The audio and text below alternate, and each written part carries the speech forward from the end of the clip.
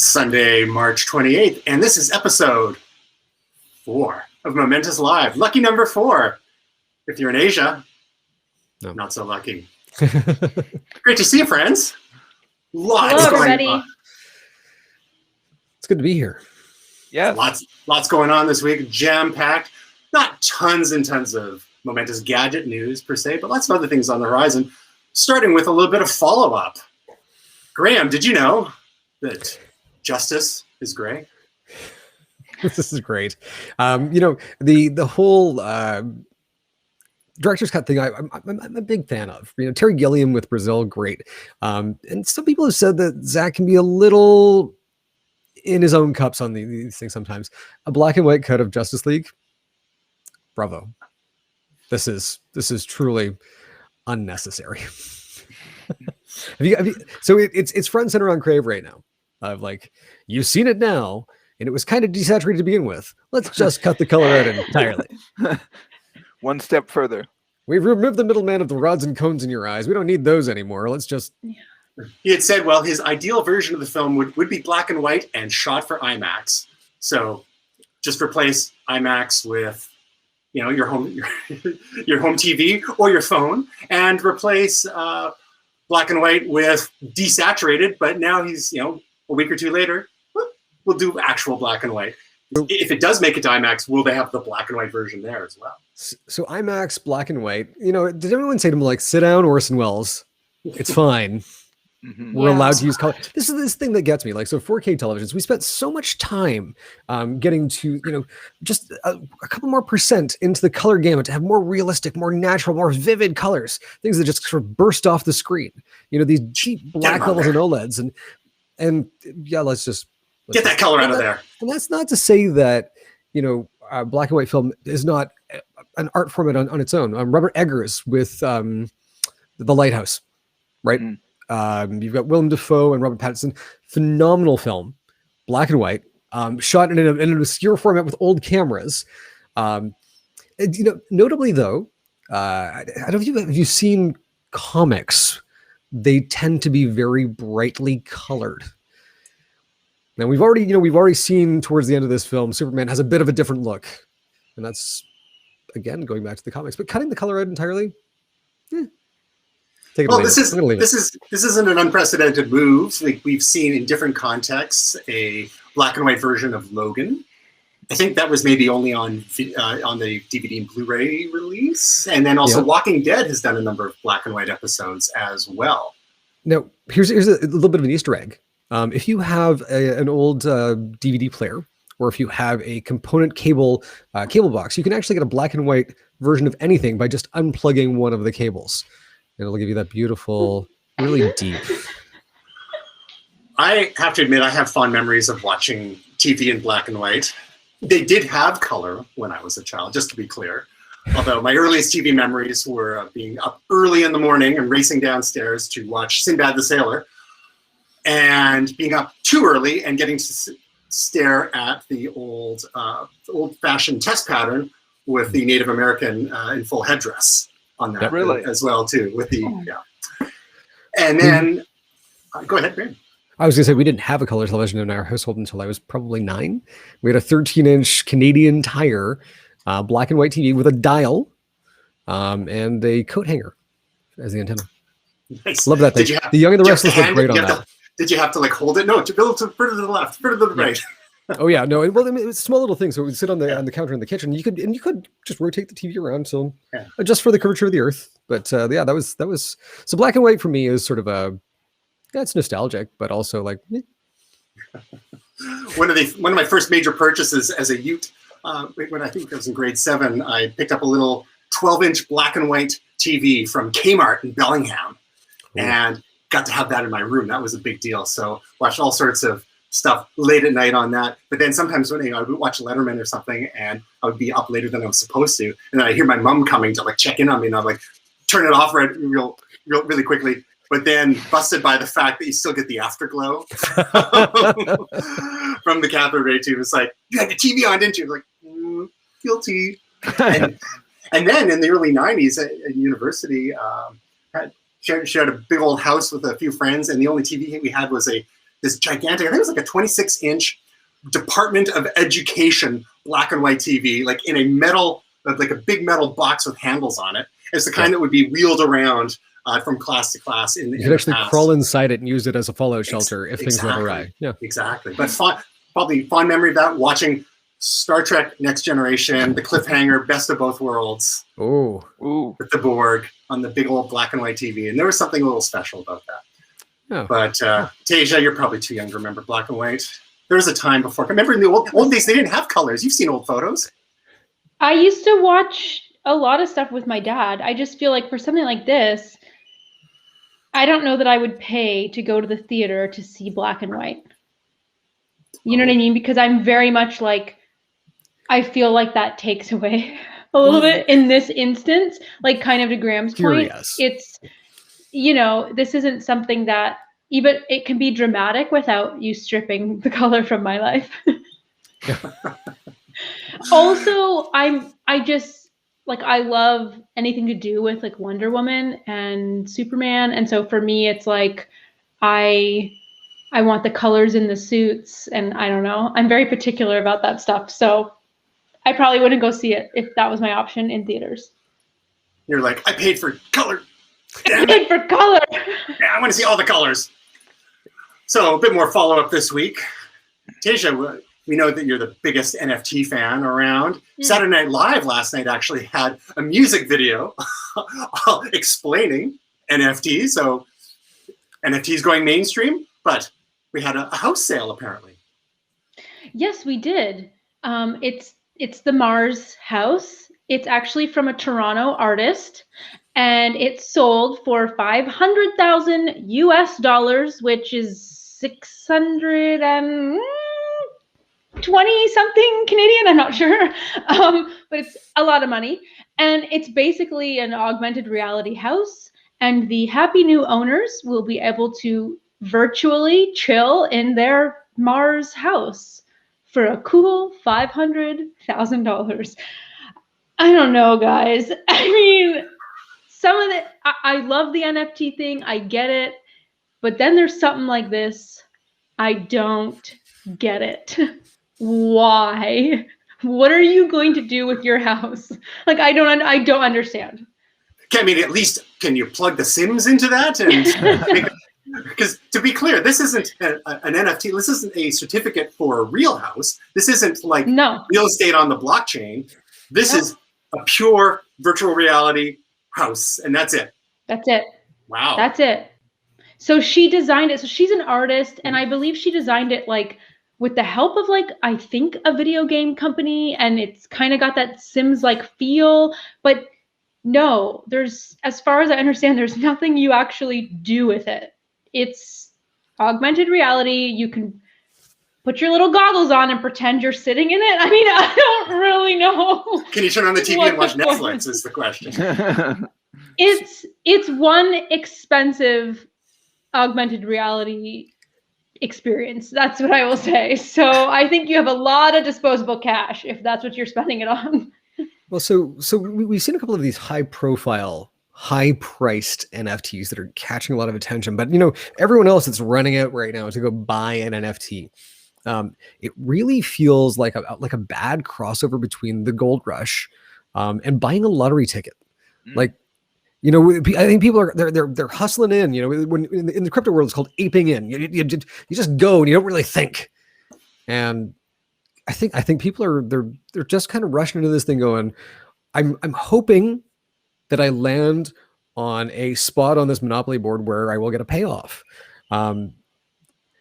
You know, when we're looking at this right now, like again, people have hit it big in crypto, and so I think that the connection between these things for people, it's like collecting comic books back in the 80s, or collecting hockey cards. You know, when it started being known that certain hockey cards, like if you got the rookie card for this person, it was going to be worth thousands of dollars, if not hundreds of thousands. This is what this feels like to me right now, where it's like we're fishing around to see if we can find value. And I'm not really convinced that the value is there for the vast majority of these. You know, if you got something truly unique, sure. But a clip of somebody saying something in an interview online, not really buying it. Yeah. And that's Yeah. where I think it goes into the craze. And I mean, I was huge into hockey cards and comic books, and so I mean, I've seen it in terms of, you know, this giant rush craze, you know, printing 4 lenticular covers with various things just so that they can get money. And even though they're mass producing them, you know, you buy them just to hope that something's going to stick and that will be worth money one day.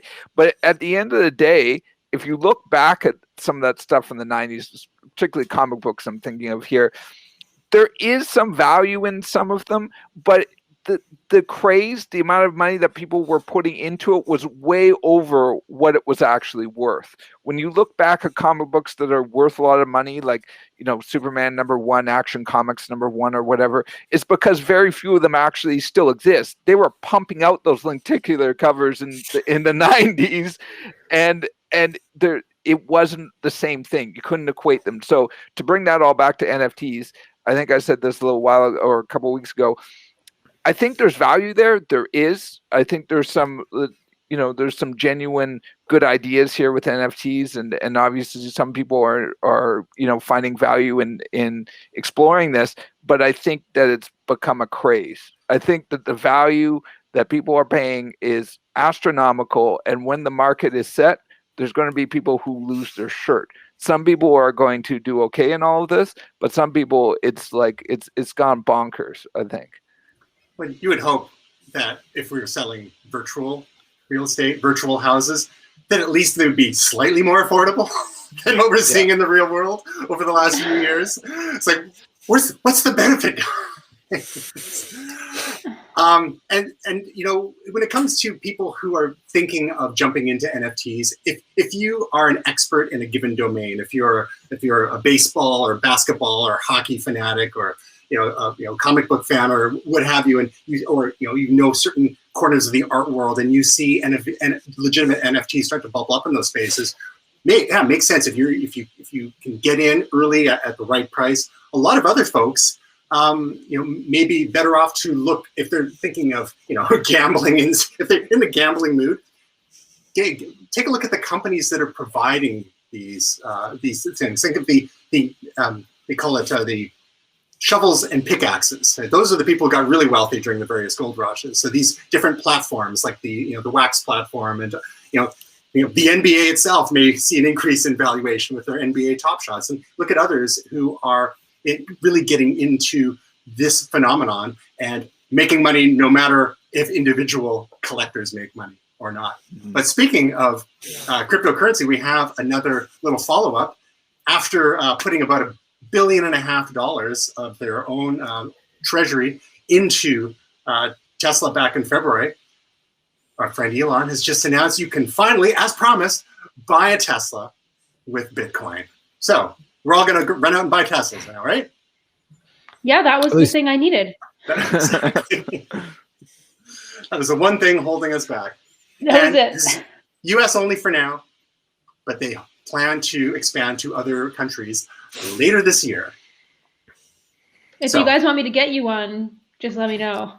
Well, being in the States, perfect. You're our connection in the US to get us out. You're in.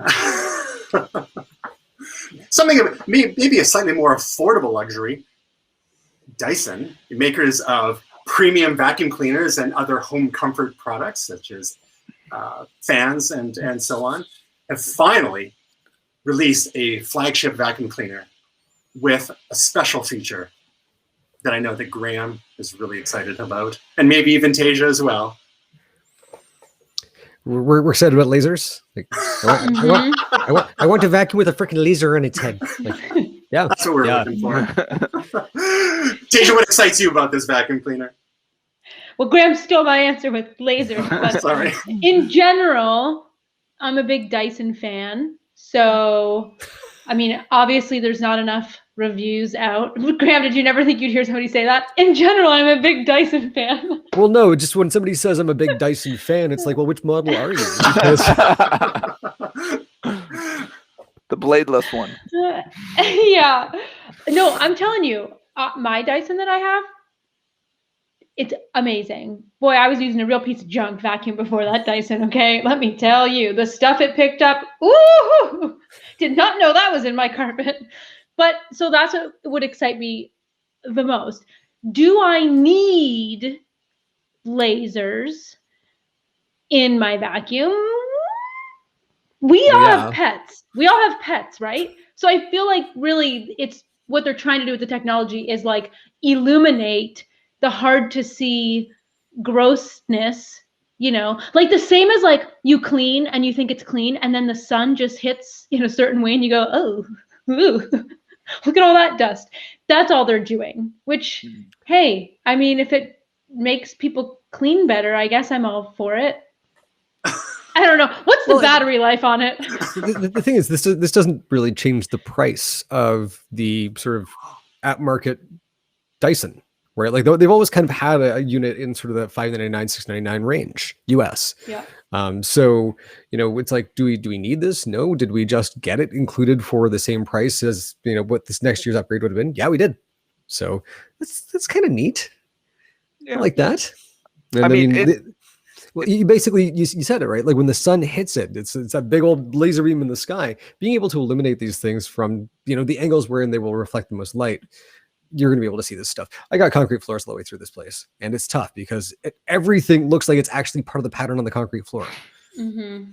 Sorry, what you were saying? Oh, I was just about to say, I mean, I think the only thing is, and I agree with you, Graham. It's like, you know, it's kind of bonus. It's just an added on to the new model or to the upgrade. But it's not really what we want the lasers to do, right? Like, we really want the lasers to like dissolve, to be like shooting dirt around our house. I mean, sci-fi land here, but I'm just saying, like, it essentially is just illuminating the dirt, so which is horrifying and good. Model. We got the reconnaissance model, and you want the assault model. Yes. Okay. You want the planet killer. Yes. The P-45 space demodulator, I believe, is the. But there's a 14-day waiting period in most states for those. Some though, just, you know, vacuum show. Just go straight in, grab it. My question too. I don't know about you guys. I have cats. As Tasha said, we all have pets. One of them is deathly afraid of a vacuum, but very interested in lasers. So is this going to counteract in some way, which is going to interest her more or scare her away? Streams, dude. Yes. I think there's only one way to find out. Yeah, there's only one way to find out, Will. You need to get it and report back. Yes. I was going to say live stream it. Yeah.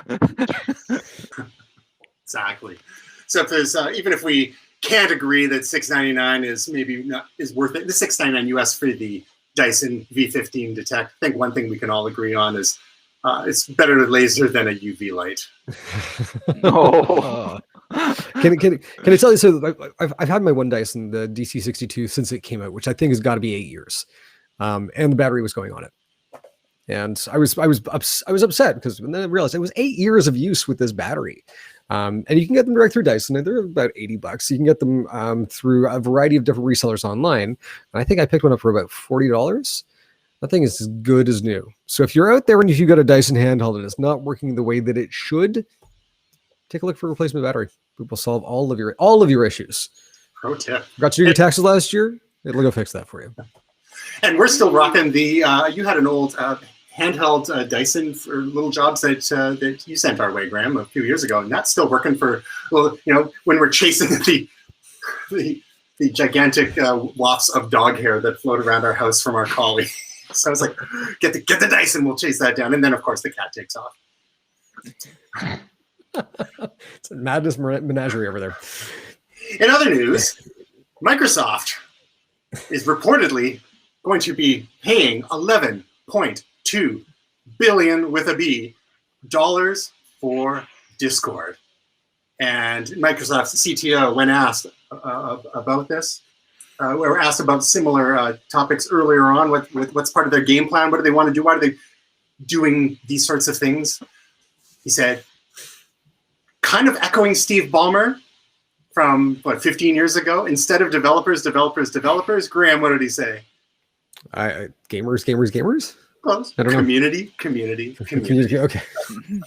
I'm going to be the cynical guy here. If this happens, it's going to be I'm going to have a little funeral for Discord, because it seems like Microsoft cannot. They're a little like Google in this sense, where they just cannot get the messaging standard down. Teams You better is an watch. abomination.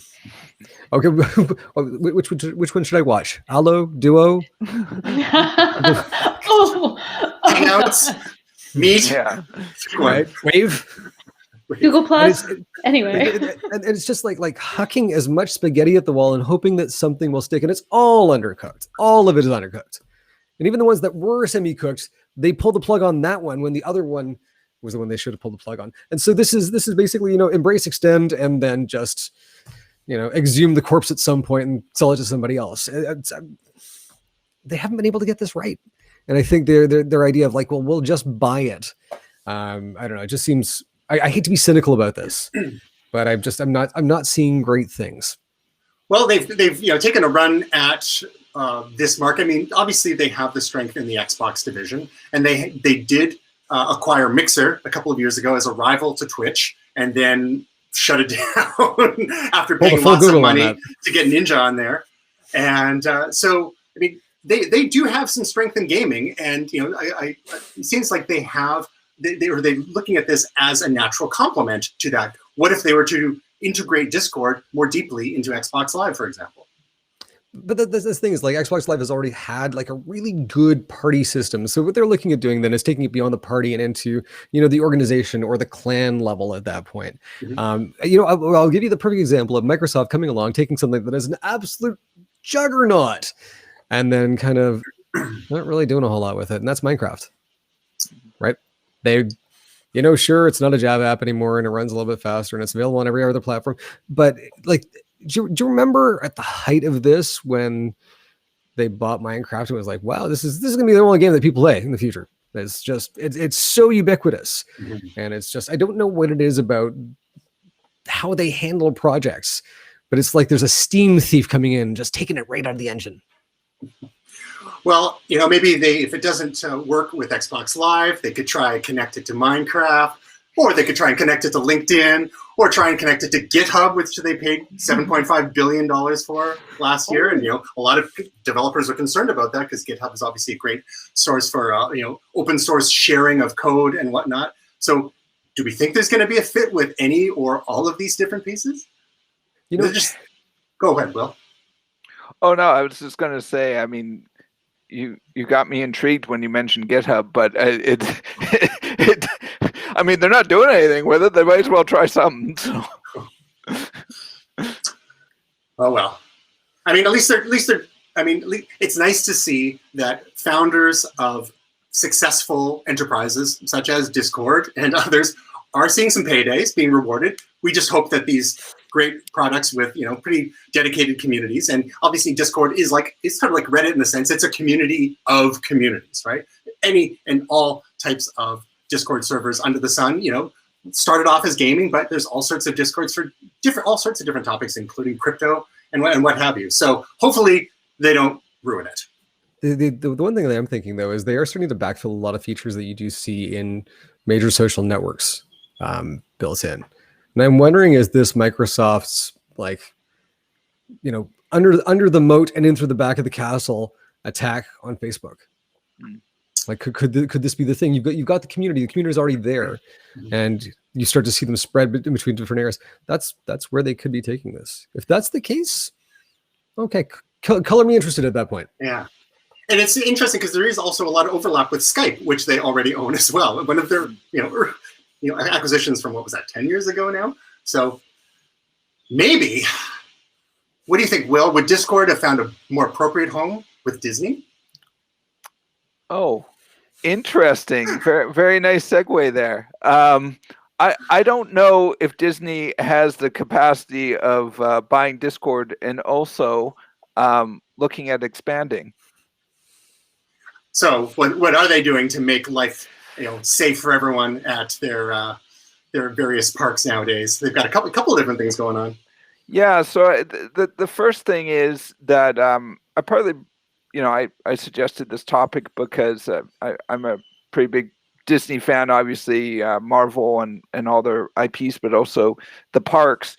And one of the things, with COVID is Disneyland proper. It's about to open at the end of April, but it's been closed during COVID-19. And amongst Disney fans and people who are big fans of the park, there's been honest and genuine questions about whether it was ever going to open up again, and whether this was the end of Disneyland that had been open since 1955. And you know what they said about that? We ain't going nowhere. In fact, we're going to expand. And they had a bid with the city, application to try to expand in 2017, and had been turned down because some of the neighbors, were a bit worried about all the noise and everything, and sort of Disney, encroaching on their businesses and things of that nature. Also, they had asked for public money. This time, they're like, "We don't want your money.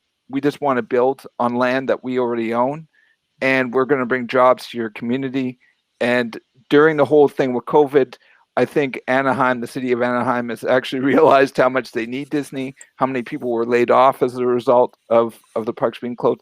So for me, this is an amazing kind of business, and going and saying, we're not going to go away. We're going to double down. We're going to take this opportunity to expand. And with that expansion, one of the things that I think Disney is not given enough credit for is they invest a ton in technology.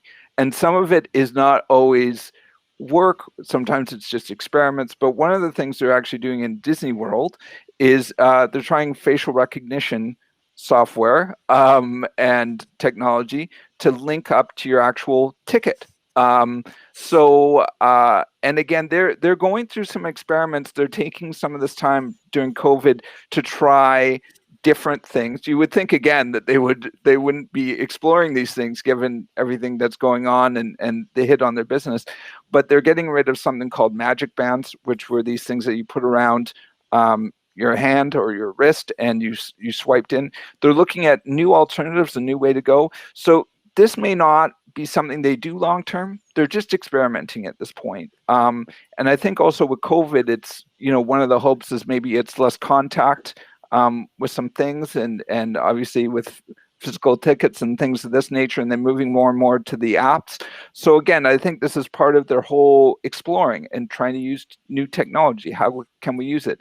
Now, there are some people, surprise, surprise, who are like, facial recognition, are you keeping it? What are you doing? This is a violation of my privacy. What are your guys' thoughts when maybe you first saw this or heard about this? I'm all for it.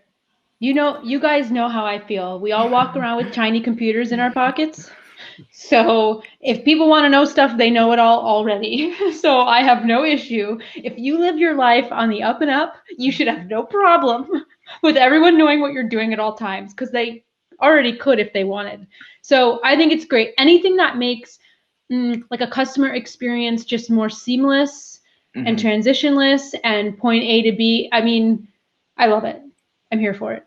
But also, Will, aren't they, I don't know, is it Disney World, Disneyland, or both? Aren't they also doing different types of tickets now where you could just pay to go in and walk? So if you're I'm not a ride person, so it's for people like me that just want to go and see the characters and walk around and eat food and all that kind of stuff and not ride, right?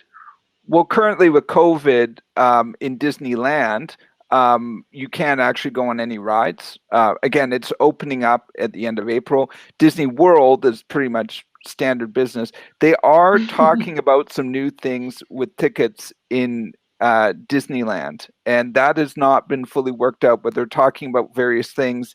They do have they call it Downtown Disney, where you can just go and sometimes there's characters around there, but it's shopping and food and stuff like that.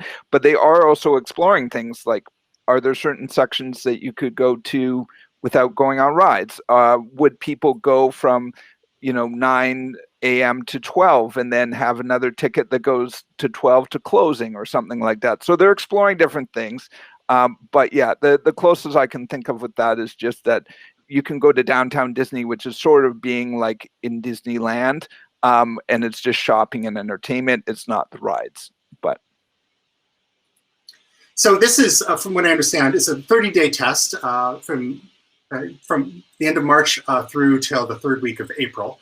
And this is kind of building on something that they announced a couple of weeks ago, whereby they're, Will, do you remember, what's the name of their special passes that they have? It's been a few years since I've been to Disney. I know there's different kind of levels of passes. Are you talking about the annual pass holders? Well, just like what it is, like, I don't know if it's for being able to access, the express lines or whatever, but I know that they're building things so you could do it into your Apple Watch, for example. That's an integration that they've done with Apple. So this is just kind of building on that to make it seamless, like Tasia said. Yeah, Fast Pass. Okay. Yeah. The other thing too, sorry, on a side note about the Magic Bands, they actually, after last year, they actually have a warning on the back that says do not put them inside of your body, because somebody implanted a magic band in their body so they could just scan their wrist. No. Okay, that went in a different direction than I thought it would. Yeah, sorry, but yeah. So just again, obviously, there's a lot of that may have been one of the reasons why they're getting rid of magic bands, but again, it's tying in with FastPass. And another thing they're trying to do with FastPass is have a paid system with FastPass, so you could actually get priority access.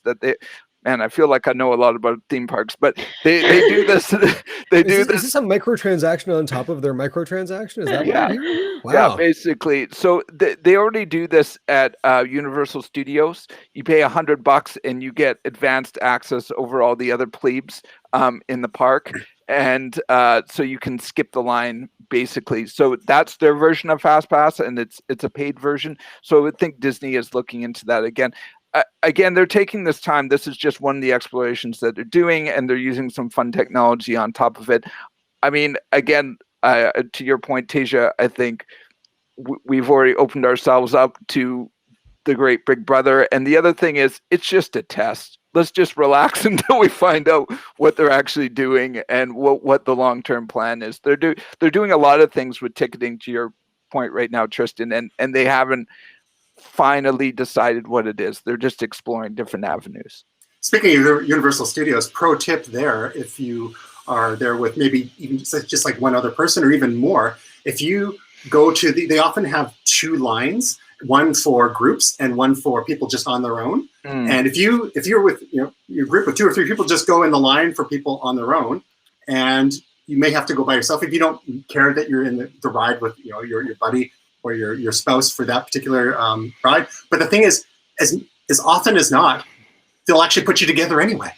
Yeah. Because it all depends on how big the group is that's competing for a spot. If you got a group of 3 who could go in that, and there's only 2 seats there, well, maybe they'll put the 2 of you there too, because there's only one person ahead of you. So I always recommend if you're trying to get the most in a single day, especially if you have to spend an appropriate amount of time at Krusty Burger at Universal Studios, because that is definitely on the must-do list if you're at Universal. You consider the single-person line, and now everyone's going to be doing it because you told everyone. You heard it here first. You heard it here first. Or last. Now, Graham, privacy. Do you have concerns about this with facial recognition and the privacy? And I'm going to say that I don't. Okay. Because there are a few things. Disney's going to be one of these corporations that has the magnifying glass pointed at them, and when you take a look at their software offerings and some of the things that they've done with their portals in the last couple of years, they know what they're doing, and so I think they would be reticent to allow lazy coding, bugs, whatever, to let this sort of information run rampant. I think it's starting off with, we need to have security ramped way above here, because as soon as you start getting into biometrics, something that belongs to that person intrinsically, you've grown your retina print or your fingerprint, you get into a place where it does warrant that extra attention. So I don't have a whole lot of concern here. I mean, and also, best practices are that those records shouldn't persist. Mm-hmm. Right? Like maybe there is a month period or a 3-month period, because you could come back to the park and it could do what it said in the story. It remembers where you were and what you were doing. Great. But anything past that, you don't need those records. And if Disney's smart, they'll be turfing them. And Disney's not really one to move fast and break things either. They've got a lot to lose. They got a reputation to uphold. They're probably more from the Apple sort of mold. I mean, they're gigantic, but they, family friendly, and let's avoid controversy wherever possible. So if they're going to go down this road, I imagine they're going to be pretty darn careful. One story that's a little on the heavier side is we had, there was a shooting in Boulder, Colorado this past week. And Tasia, you shared with us a story about YouTube and what they have, their policy regarding the posting of a 3-hour live stream from that grocery store shooting. What do you think? Yeah, so YouTube has taken the stance. What you guys are seeing here is, this was a live stream post from a YouTuber that happened to be in the store at the time of the shooting, and he just decided to go live. YouTube's stance here is that they will not remove it. So from what I understand, it's been what they call archived. So essentially, it's still up there public. And their argument is that while they are, quote unquote, according to them, taking a lot of things more seriously and removing a lot of content, there's certain content that falls into news or journalism or, need to know type content is their argument here. So despite people's outrage, because this video, I did not watch it, but apparently, I mean, it's graphic. It's somebody live streaming a mass shooting. They said it is more of like a journalistic integrity approach, and so they are not removing it. My question for you guys is, what do you think about this? Like, where's the line? For me, I think it should be removed, and here's why. I don't think the person, like, I'm a YouTuber. What right do I have? I'm not a journalist. I don't work for a major network. I'm a random person, just like the rest of, like, so to me, it's like, where do we draw that line now of like this journalistic integrity? But it's not like this person's a journalist. It's not like this is a news outlet that posted a news story on it. It was a live stream of a mass shooting, which, as you can imagine, is really triggering for a lot of people. So, and offensive to some people. I mean, if you knew somebody or were involved in that, and, why do you want that out there? What do you guys think? Should YouTube have taken it down?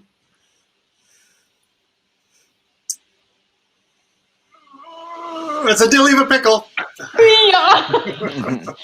And moving on. Well, did they blur out any license plates? I mean, that's the key thing. That seems to be the most important concern with some outlets these days. And to your point, like, yeah, there are. I mean, it's obviously a tragedy.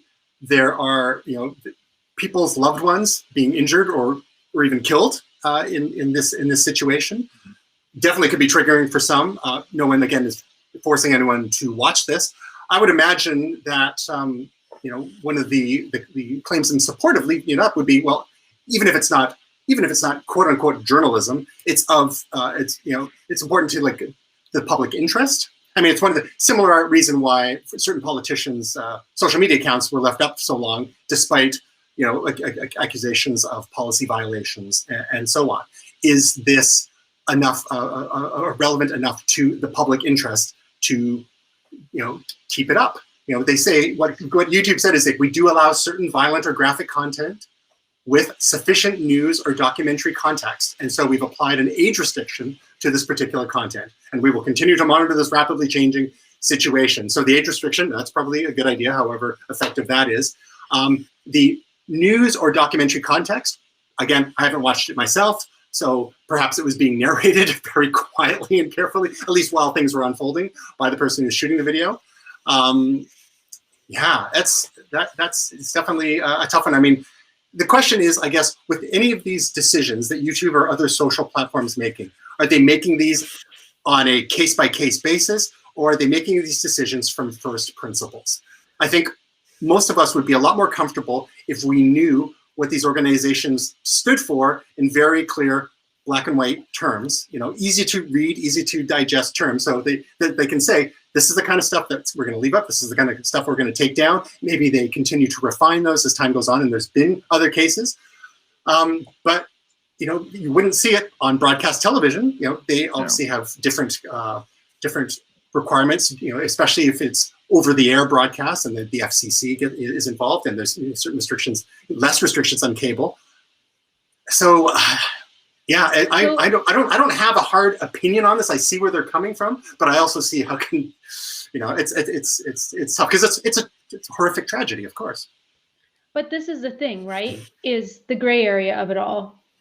So as a comparison, I can't remember, was it Logan Paul or his brother Jake Paul who went to the suicide forest in Japan and made a video, and the video had a dead body in it, somebody that had killed himself in the suicide forest.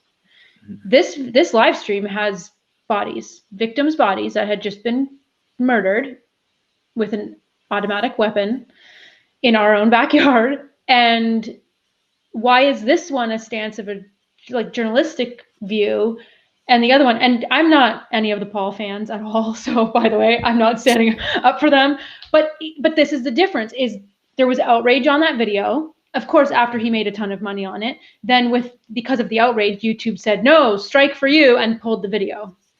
So to me, it's like, well, what's the decision based on? Because if his point with that other video was to bring light to this thing that's happening in Japan, where, hey, most of you may not know, look what's going on in Japan. Here's this place, and oh my gosh, and then you have this shooting here. Hey, look what's going on. This is happening here. So to me, it's like, well, where are we drawing the line on that, I guess? Are we concerned maybe that there is some behind the scenes politics here, that they're leaving this up because it's a horrific example of gun violence, and maybe people, making the calls at YouTube are in favor of more strict gun control? And if so, say so. Right. Just tell us how you're coming to the decisions, because it's not like I'm supporting any of the, I don't want to see bodies ever. It's awful. I've actually seen 2 in real life on the road, and it was very horrific and awful, and it's something that people should never see. So that's why, to me, it's just in either way, it's we have to be policing the content a little bit more. And to your point, saying it's very black and white, it can't have the following things, YouTube has so many other guidelines of what you can and cannot do. So why is this all of a sudden a gray area? Well, as Zack Snyder says, justice is gray. The that other thing should have been the segue. the other thing it sort of brings up for me, or brings to memory, is after September 11th, and I know this is television, but they did show the planes going into the towers on loop a lot, and there was some sort of feeling that people need to see this, right? This is documenting history. But at a certain point, the big media companies got together and said, it's too much now. We need to put some ground rules about this and stop showing it unless it's on the anniversary, or if it's for a specific reason as a document in history, but stop showing it because it's too much and it's upsetting, people. So there's a fine line there. And I guess, like you guys saying, write it down. What are the rules about something like this, about documentation versus, upsetting people, and follow those rules. And speaking of 9/11, there's still controversy about that footage of the one man who jumped from one of the towers because he didn't want to get burned alive. And it's tragic footage to watch, and this is footage and photos that are still out there. Graham, it seems like you have a thought. I do think that this is partially politically motivated, and I agree with the reason for it. The violence that we have seen rise in the last 2 weeks, almost the casual nature with which it's being sloughed off by the folks who don't want to have the conversation. I think there are folks that out there going, you know what, it's time for, not by any means necessary, but by more means now to further this discussion. And so I want to live in a world where we don't. I want to live in a world where these videos aren't made. Yeah. But and until we get even somewhat close to that, I think they have to stay here.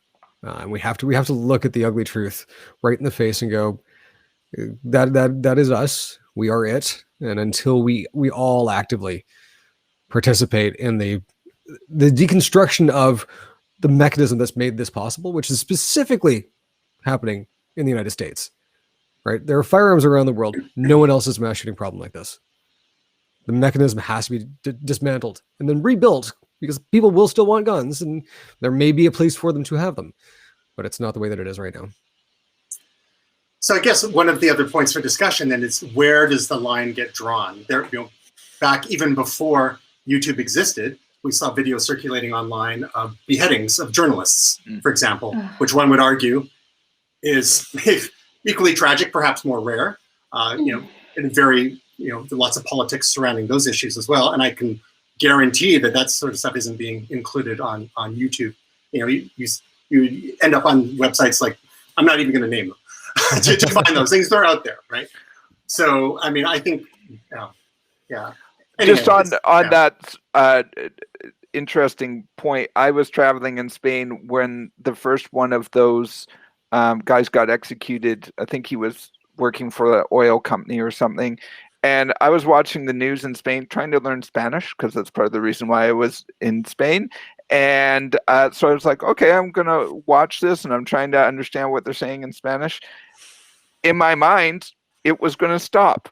The video didn't stop. I saw the whole thing, and it was really upsetting. So that just triggered a memory for me. But yeah, so I think there, like you said, there's got to be limits. There's got to be lines. And it's hard to write down every instance, because something like 9/11 was unprecedented. So they had to come together and say, hey, we need to decide what we're going to do about this one. And I agree with Graham. This would, I think we would all like to live in a world with videos like this don't exist, don't get made. There's not the opportunity for them to get made. Mm-hmm. I don't know about you, but I'd also like to live in a world where porch pirates don't exist. Mm-hmm. Mm-hmm.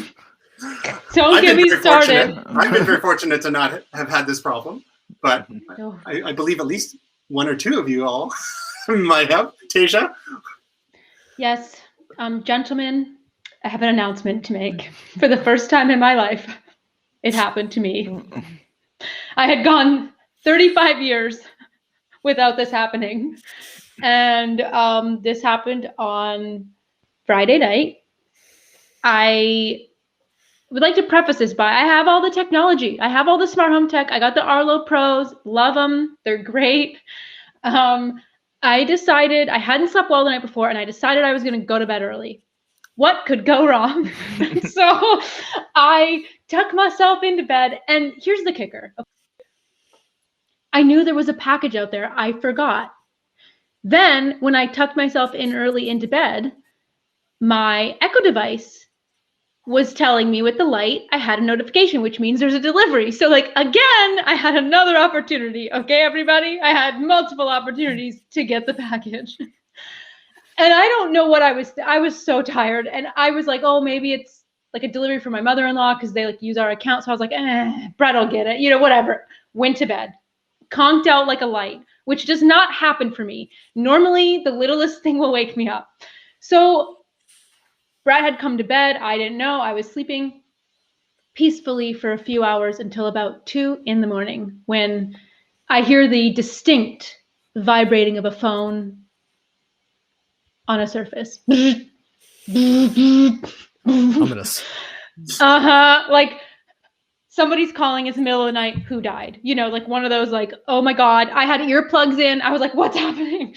And so I'm squinting because I don't have my glasses on, and there's Brett like in the dark standing, and he's having a conversation with somebody on the phone, and I'm like, this isn't good, because like it wasn't a wrong number. It's So groggily I ask what's going on, and he goes, yeah. I said, is everything okay?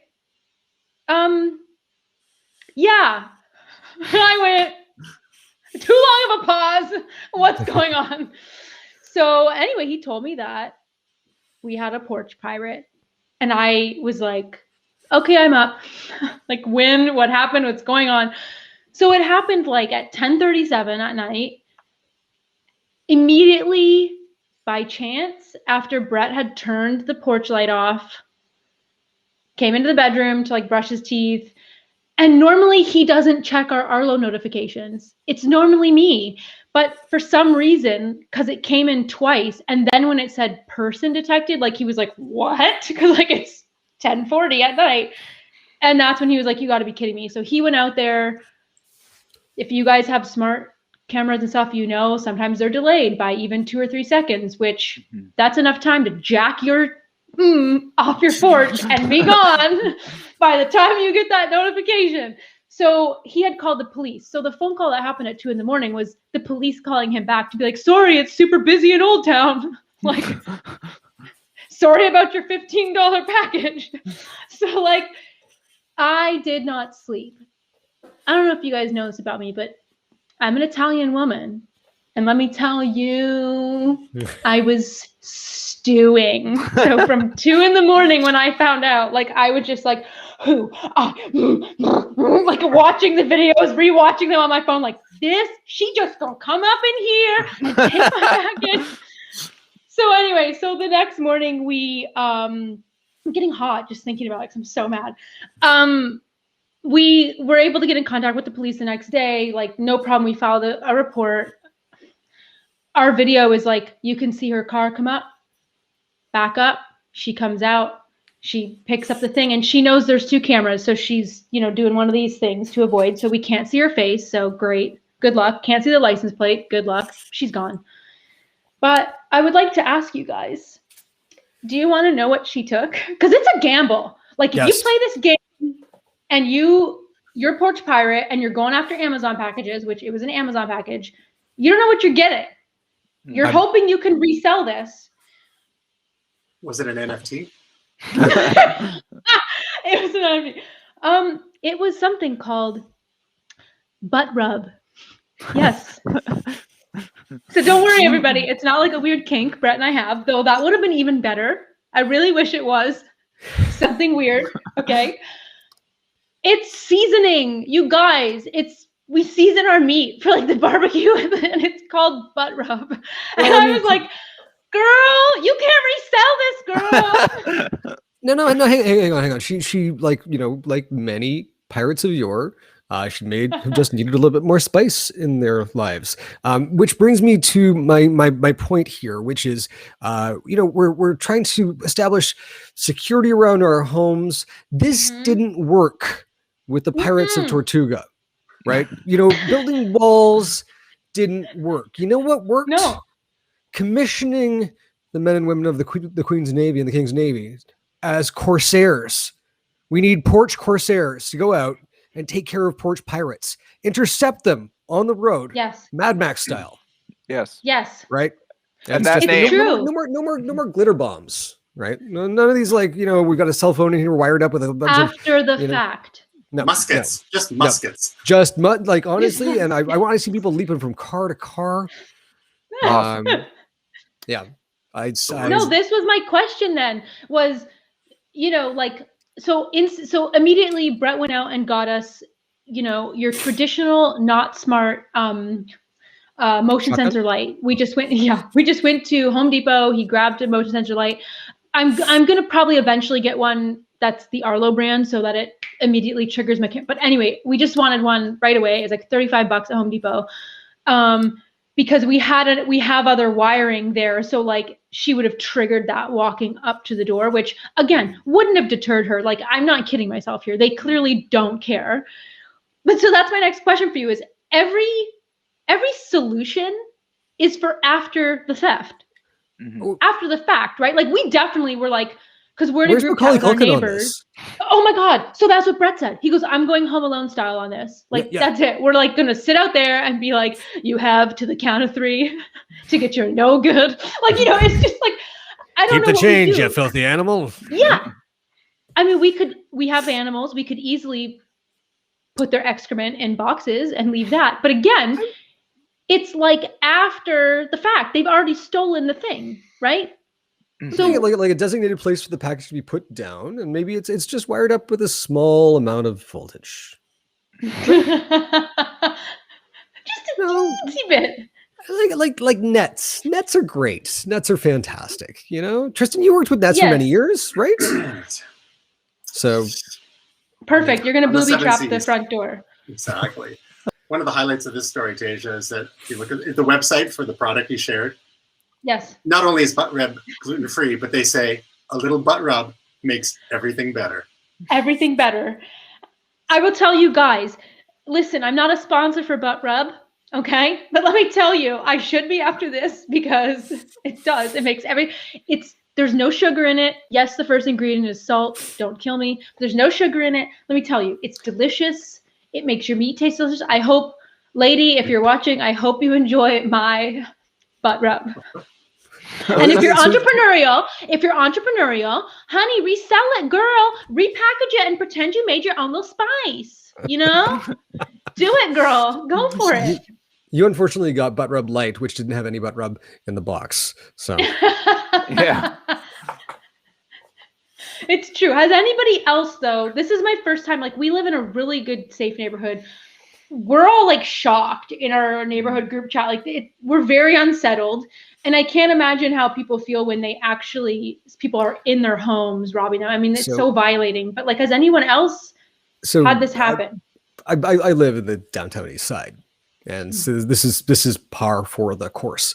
Thanksgiving last year, HelloFresh was supposed to deliver my Thanksgiving dinner. We were going away to one of the islands. Basically, you know, the ferry, you could stay in your car. It was safe, and they disinfected the whole Airbnb. And so I looked down and I see a message saying that my HelloFresh has been delivered. I didn't get a call. Nobody buzzed in. And I went back and looked at the tape, like literally 10 minutes later, and the FedEx guy literally just walked up to the front door. This is on a street where you can't drop a business card and have it hit the ground. Like, it's just, things go quickly. And this guy put down 2 boxes, one HelloFresh, one chef's plate, pardon me. Somebody coming in grabbed the chef's plate, went and just put it inside the door and left mine outside. It's a failure of colossal proportions. And yeah, it's a betrayal by a variety of different factors where it's just like, why did you let me down? And then why did you decide? You can see the guy who steals it. He walks by, he walks by again, he walks by again. And we've got high definition footage of his, but it's a $50 box, and you know, might be starving. Probably wasn't, might be starving. Yeah. Disappointing, frustrating. You know, the idea that somebody's going to take your stuff is so aggravating. Yeah. You know, and it does lead people to do things like, well, I've got a castle doctrine and I should have a shotgun and I should, you know what? You know what we do need is we need better like drop systems in the home. You know, they've got boxes now that you can get packages that you can get dropped into.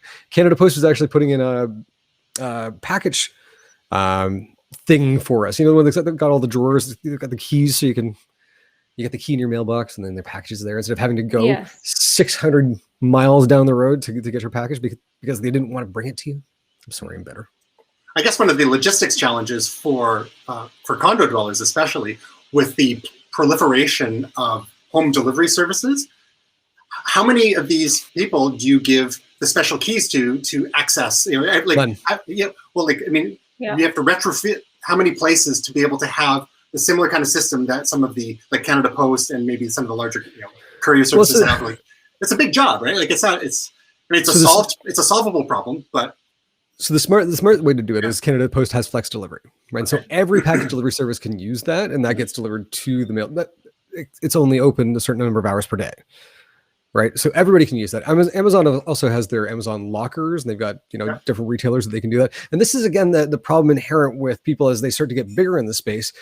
They're now the incumbent, and no one can dethrone them because no one has that same sort of pull in these spaces, which is why again having this great postal system, Canada Post, it's a level playing field for everybody. You just give them the flex delivery address and it goes there. The thing that we were finding is that, you buzz in somebody like a Skip the Dishes, DoorDash, FedEx, whatever, and people were following them in and had an issue where there was a gentleman who wouldn't let people out of our building. I was across the road and encouraged him to leave, and he did. But there were some folks in here who were pretty scared. That's not great. Will, you've had an encounter with a pirate, I believe. Yeah, so we actually feel your pain, Tasia. It's very upsetting. We got a very important Christmas gnome stolen from our front porch, holding a cat from IKEA, and now looking back on it, the one thing that I can, the silver lining is that the person opening up this package thinking they're going to find, a PS5 or some wonderful Christmas toy or a laptop or something, found a $30 IKEA gnome holding a cat. So, and the judgment that must be put on, me and my wife because we ordered a Christmas gnome. But yeah, I mean, it's not about the thing. It's about the fact that you've been, to use the word violated, that somebody did go on your porch and take it. And so it's really upsetting. And now we watch our tracking like crazy, because that was one where, we took a nap during the day. We weren't paying attention. And, an hour later we woke up and we got an email that said it was delivered, but we had left it out there for a couple hours. So yeah, it happens. Well, I'm glad to know I'm not alone. I mean, I'm not glad to know, but I'm glad to know. You know what I mean? Like, it's messed up, but it's just, And Amazon was really good about it, by the way. They were like, it's a third-party seller, but we'll just refund you. Like, here you go. They didn't even want to see the video. Like, they were like, it's fine. It's like $15 butt rub, and that was a really fun call when the really lovely associate was like, so it looks like it's for butt rub. I was like, yes, ma'am, it is. I was gonna say, I want to get Liam Neeson on this, right? Like, yes. Stealing my butt rub. It's a very particular butt rub. I'm going to come after you. Notably spicy. Like, it's just, I'm gonna find you. But we have tech that it's from Amazon, and it's like MyQ Garage, whatever, Smart Garage, whatever. And you can set, so it sends me notifications like when the doors open or close for my garage, and you can set it so that you can have Amazon delivery drivers deliver stuff directly into your garage. But my issue is a trust thing, because then we have the man door from the garage to the house that's not locked, like if we're out, and like we have a lot of stuff in the garage. It's like, then I'm trusting an Amazon driver to just like walk into my house. Like, I'm like, I'm not there yet. No. I can't do it. Just leave it at the porch. Just leave it there. So speaking of rubbing butts, any wrestling fans?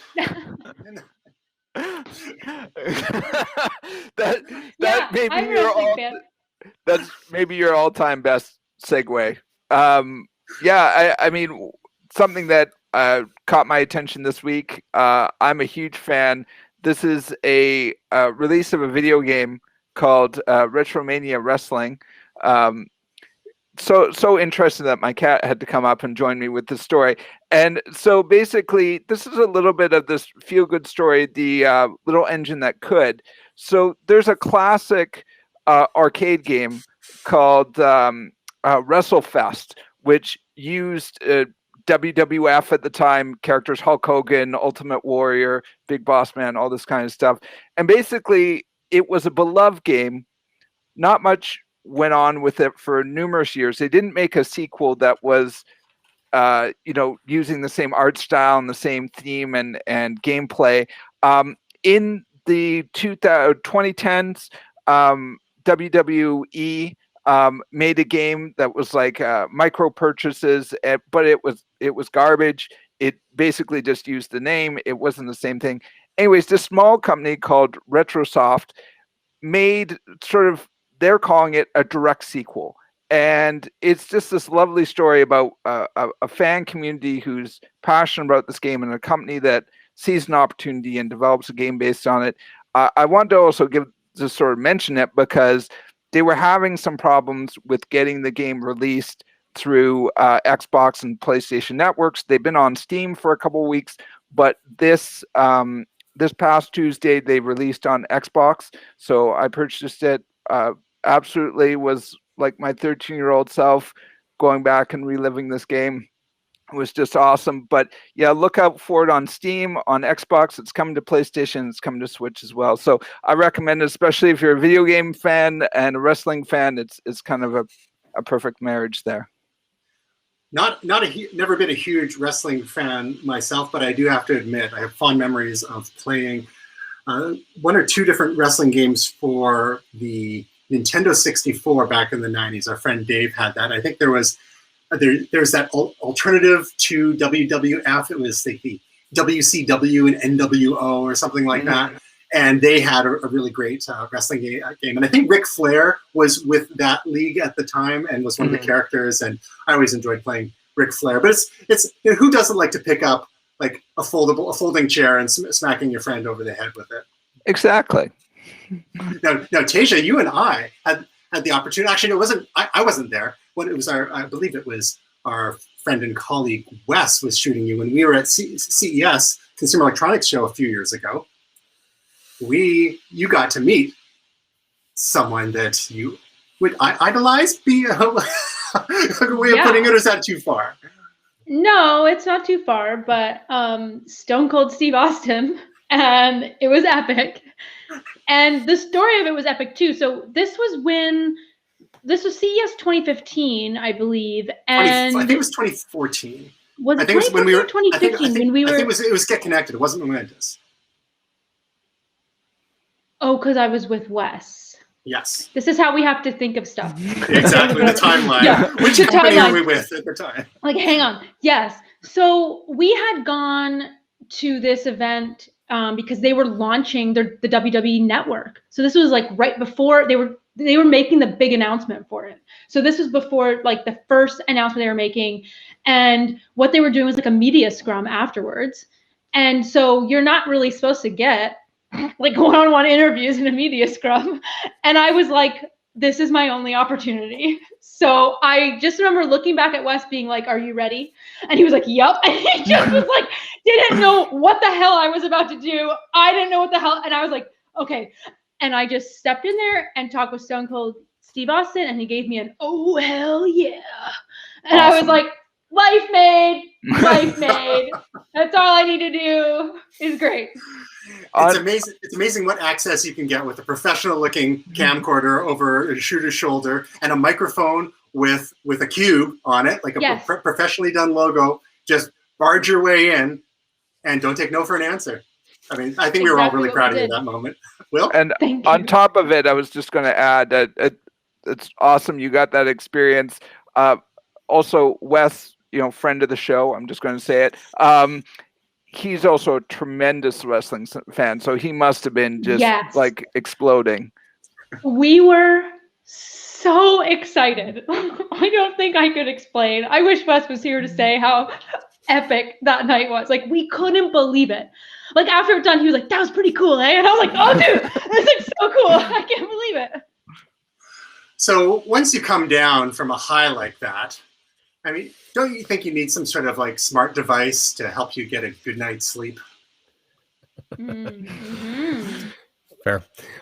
So this is actually something that I want to talk to you guys about over the course of the next little while. And this is two technologies that I've started to use in the last little while. I talked about the Rise Sleep app a couple of weeks ago, which is, it's neat, right? Basically, it's taking all of the data points that you're gathering from your phone, from the way that you're interacting with your phone, from things like your Apple Watch, and looking at that, putting that through some machine learning and through some AI, and telling you, okay, based on how long we were able to tell you've been sleeping over the last little while, you're in this many hours of sleep debt. And you're going to have low points during your day here and high points during your day here, and here's how to tackle those. So that was kind of neat for me. And I've been using it to fairly great effect of recalibrating how I'm sleeping. It's helping. The other thing though is looking at just kind of figuring out how to stay organized and focused during the day. And so this is I want to say it's a FOCI. The Focus wearable. And basically what it's doing is it's using, again, machine learning to parse what it is that I'm doing during the day. Basically, it says it can follow your breathing rhythms to see if you're focused or not. And sure enough, I put this thing on and it started to it was monitoring what I was doing. I'm like, that's pretty neat. and letting me know, when I'm focused on certain tasks, whether or not I'm actually going through with it. So this only arrived. This literally got here like an hour before we shot this today. So I have no idea if it's actually going to be effective, but I'm going to kind of bring it back to see. And the reason I'm bringing this up is because AI powered tools, machine learning, the joke is obviously like, if you make the same mistake over and over again, people say you're crazy, unless you're a computer, and then we call it machine learning. We're seeing this trend now towards basically just throwing tons and tons of data at a problem. And it seems like these things are able to process it. So this is kind of my challenge out to the three of you is when we're looking around over the next little while, I'm interested to see more stuff like this. This is the stuff that's got my attention right now. So you see something cool, let's talk about it, and I'll tell you how things are going with this. Love it. I've used a few different devices over the years. I too have challenges with sleeping. One of my biggest challenges is getting to bed at a reasonable time. And we have larks, the morning people. We've got night owls, the night people. And there's something I've always felt there's something special about being able to focus when the world has gone to sleep. And you've got no distractions, no interruptions, and you can just really dive in. Now, for some people, they're the 4 a.m. crowd. Like I know people who sometimes get up that early or even earlier, and if you can do that, go for it. Amazing. But I think there is definitely a need for devices like that because people maybe 10, 20 years ago, they would say, well, what do you need all this jibber jabber for? It's like, well, we have so many more distractions, so many and so many more requests for attention. Things competing for our time more than ever, than even 5 years ago.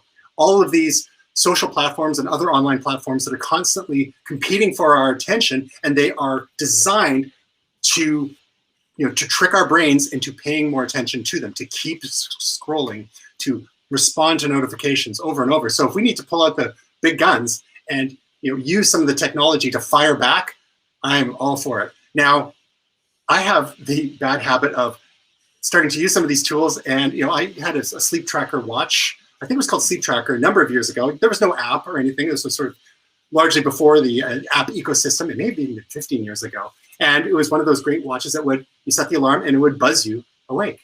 I don't recall if it had that half-hour window to tell when you're already moving around a little bit and then wake you up then. But I'll tell you, it didn't take long for me to start sleeping through that. No problem.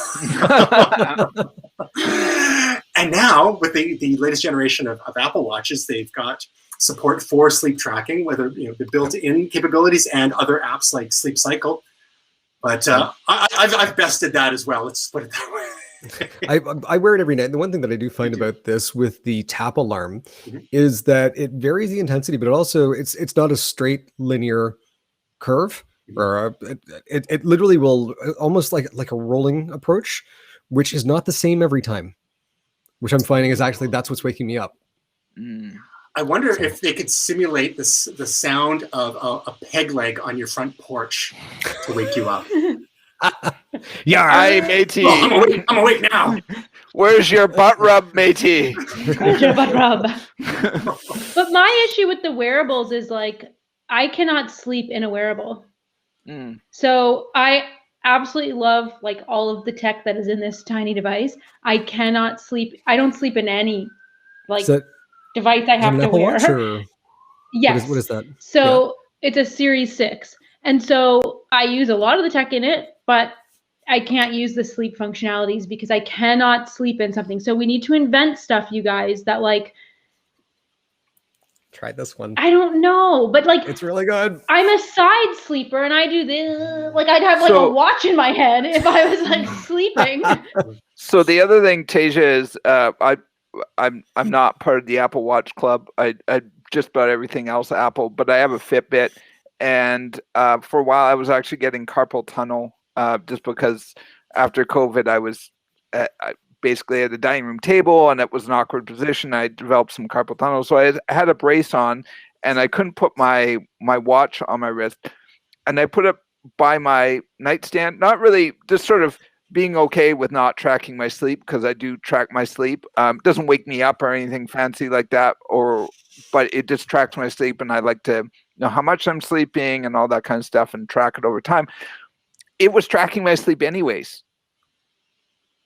it could hear my breathing. So it was still working. Now that's creepy and awesome at the same time, but yeah, so it still worked. It would be a little bit more off than usual.